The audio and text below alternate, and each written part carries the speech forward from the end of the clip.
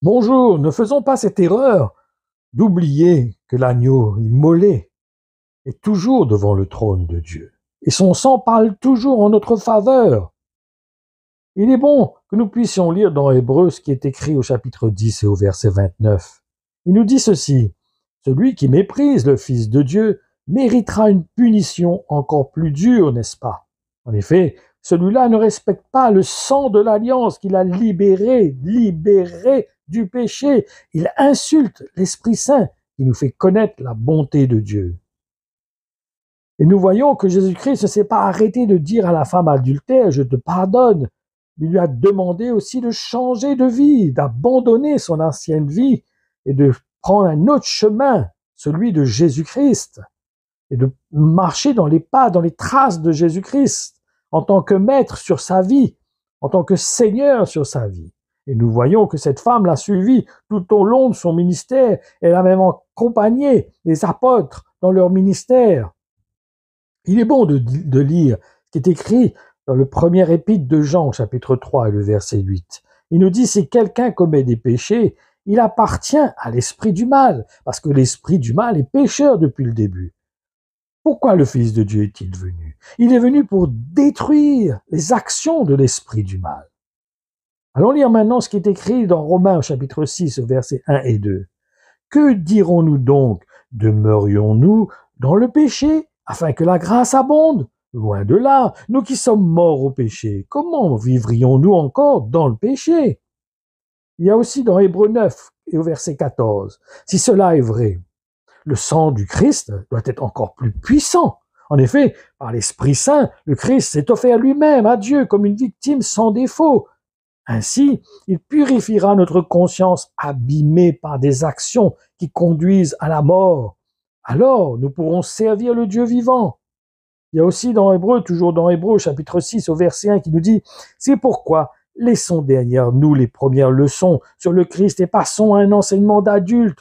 Ne revenons pas sur ce que fait la base de cet enseignement, c'est-à-dire l'abandon des actions qui conduisent à la mort et la foi en Dieu. Et celui qui reste sous la loi sera jugé par la loi. Attention, cela ne doit pas être un système, une manière, une façon de faire, un comportement légaliste, une loi sur notre vie, une pression sur notre vie. Parce qu'autrement, la grâce serait inopérante. Car elle est inopérante. Elle est opérante quand nous sommes dans une attitude de repentance, de reconnaître que sans Jésus, que nous ne pouvons rien faire. Sans lui, il est impossible pour nous de faire la volonté de Dieu. Reconnaissons qu'il est l'agneau, il est notre bouclier, il est notre rocher, il est notre refuge. C'est lui qui produit en nous le vouloir et le faire, parce que nous sommes un avec lui, parce que nous sommes en lui, nous sommes nous aussi assis à la droite du Père, et nous pouvons le prier, nous pouvons dire: Abba Père, viens à mon secours, secours-moi dans mes faiblesses, secours-moi dans mes manquements, secours-moi dans ces habitudes qui sont encore en moi, que j'ai reprises peut-être en main, que je suis reparti dedans. Délivre-moi de ces choses. Je m'humilie devant toi, je reconnais ce que je suis, mes manquements et mes faiblesses. Dans Acte 15, nous voyons que les responsables ont malgré tout donné des interdits lorsque Paul est venu voir donc les responsables de l'église de Jérusalem afin de parler d'une situation qui était arrivée à l'église d'Antioche où certains chrétiens juifs exigeaient aux nouveaux convertis de repartir, de mettre en œuvre les lois de l'Ancien Testament qui concernaient les Juifs à cause de la dureté de leur cœur, qui leur avait été donnée à cause de la dureté de leur cœur. Le sabbat, etc. C'est pas la loi, c'est pas une loi qui est pour le chrétien, parce qu'elle avait été donnée aux Juifs à cause de la dureté de leur cœur, parce que on est obligé de mettre dans des lois, Dieu était obligé de mettre des lois sur leur vie afin un petit peu de les canaliser, les emmener, les pousser à vraiment accomplir la volonté de Dieu, à chercher la volonté de Dieu.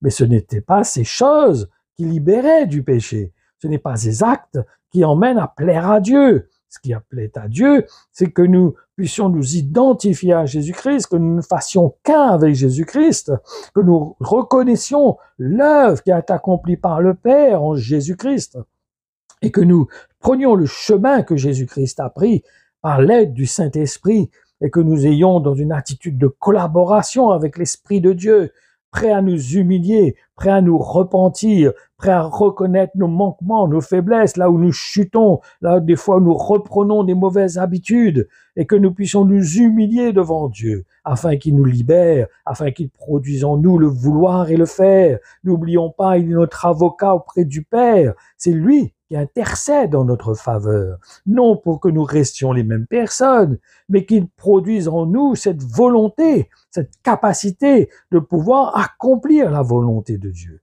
Et comme je vous ai dit tout à l'heure, nous voyons que les responsables de Jérusalem ont donné des directives à l'église d'Antioche, pas seulement à l'église d'Antioche, mais à toutes les églises. Ils sont partis à apporter cette parole, cette directive qui ont été données par les apôtres concernant donc certaines obligations que les chrétiens devaient suivre. Donc c'est important pour nous de saisir réellement le cœur de Dieu, la volonté de Dieu, le but, pourquoi Christ est mort sur la croix. Pas seulement pour nous pardonner de nos péchés, mais afin que nous puissions marcher dans la volonté de Dieu, que nous puissions changer de direction, que nous puissions prendre un autre chemin qui est celui de Jésus-Christ. Et le chrétien doit pardonner, autrement il ne sera pas pardonné, car c'est le minimum qui est demandé au chrétien. Mais s'il veut grandir, il doit passer à l'étape de manifester un amour plus profond. Comme un bébé, au bout d'un moment, il ne peut plus avaler de lait.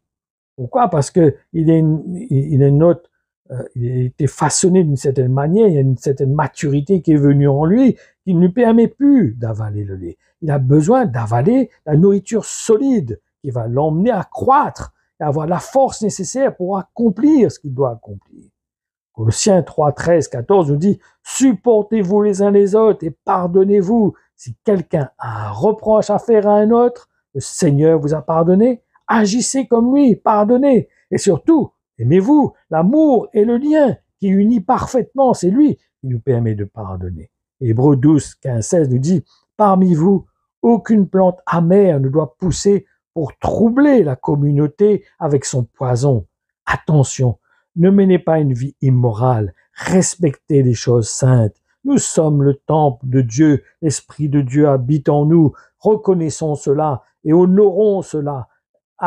Faisons tout ce qu'il faut pour rester saints, pour être comme ça, pour être purs, pour honorer la présence du Saint-Esprit dans nos cœurs. Ne le mettons pas dehors, qu'il ne soit pas obligé de venir frapper à la porte de notre cœur pour pouvoir rentrer, pour pouvoir faire sa demeure en nous, manger avec nous, souper avec nous, être avec nous chaque jour.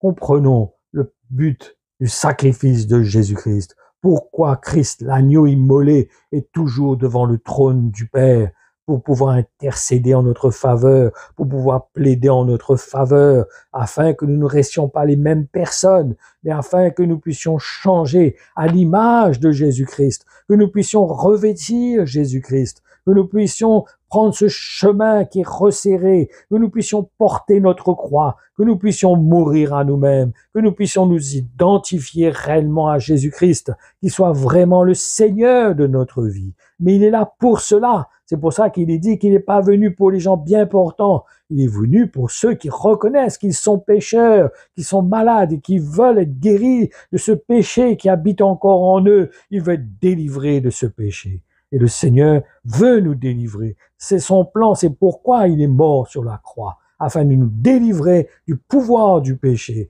qui nous affecte, qui affecte notre conscience, qui nous arrête dans notre élan. Mais Christ est mort pour nous, nous n'avons pas besoin de nous arrêter dans notre élan. S'il arrivait que nous tombions, repentons-nous et revenons à Jésus-Christ. Accueillons son amour, laissons cet amour puissions nous appuyer sur cet amour et que nous puissions continuer à marcher, à reprendre ce chemin avec Jésus-Christ, que nous puissions continuer à mettre nos pas dans les pas de Jésus-Christ et que nous continuions à cette course que Dieu nous a donné de prendre jusqu'au but, jusqu'à la fin, que nous puissions passer la ligne d'arrivée et glorifier le Seigneur. Voilà, que le Seigneur vous bénisse, qu'il vous encourage, qu'il vous fortifie, que sa grâce abonde, que son amour soit notre bouclier, notre refuge, notre rocher, et que nous puissions marcher dans la victoire par la puissance du Saint-Esprit. Amen. Que Dieu vous bénisse.